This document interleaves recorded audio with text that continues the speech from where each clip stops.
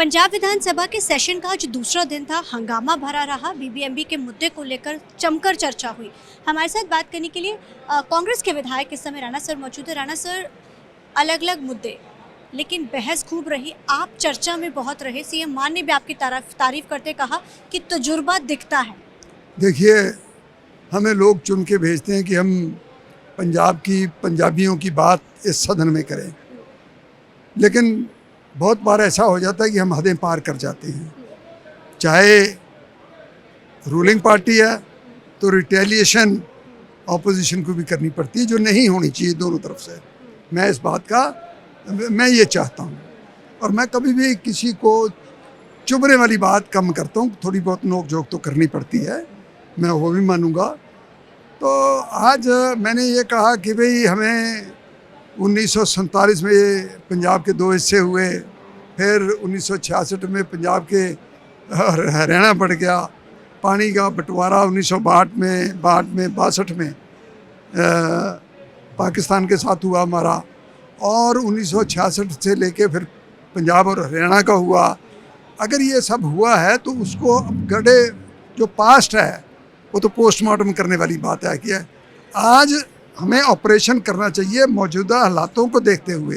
हमारे पास क्या है, इसका हमने इस्तेमाल कैसे करना है, और अपनी लड़ाई जो है हम लड़ते रहें कचहरी में या जनता में, वो बात रहता है।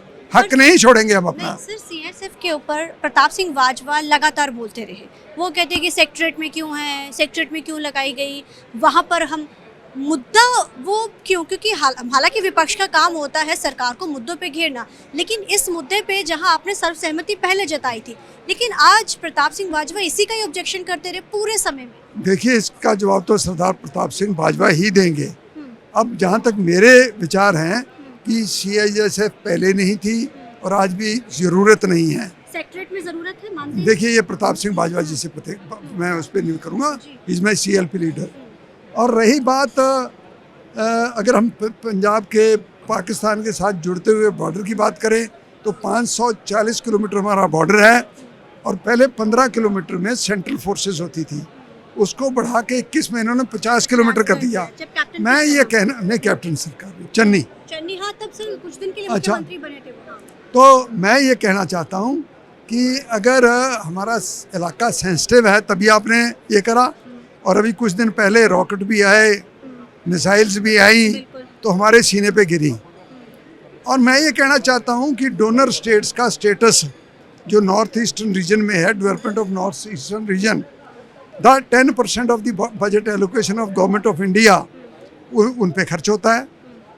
उसी तरीके से जो जितने किलोमीटर, चाहे किसी को 15 होगा, किसी का 25 होगा, किसी का 50 होगा, पंजाब का 50 किलोमीटर है। इसमें आप इंडस्ट्रियल बेनिफिट्स जैसे वैट और इनकम टैक्स पे आप रियायत 10 साल के लिए देते हो नॉर्थ ईस्टर्न रीजन में, वो यहाँ पंजाब में लागू करो उस बॉर्डर। और जो डेवलपमेंट के लिए हर महकमे का 10% लगता है, वो हमारे पंजाब में भी लगना चाहिए, राजस्थान में भी लगना चाहिए, गुजरात में भी लगना चाहिए, जम्मू कश्मीर में भी। राणा सर, एक सवाल इससे हटके आपके कांग्रेस का ही है।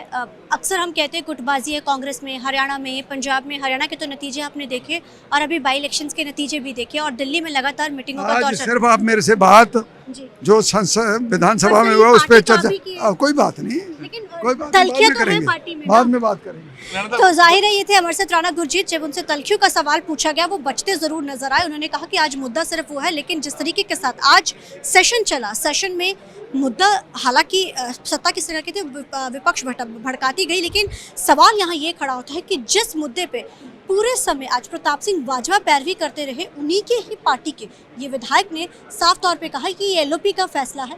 लेकिन मैं ये मानता हूँ कि सरकार जो कर रही है कहीं ना कहीं वो पंजाब के भले के लिए होगी, पंजाब के लिए होगी। और उन्होंने कई तरीके के बयान जो है आज दिए, यानी कि कांग्रेस में जिस तरीके से कहा जाता है कि अपनी ही पार्टी के साथ स्टैंड है, और वो ये कहीं ना कहीं आज बहुत सारी जगहों पर ये देखा भी। क्या कैमरामैन अर्जुन के साथ चैनी TV9 की रमनप्रीत।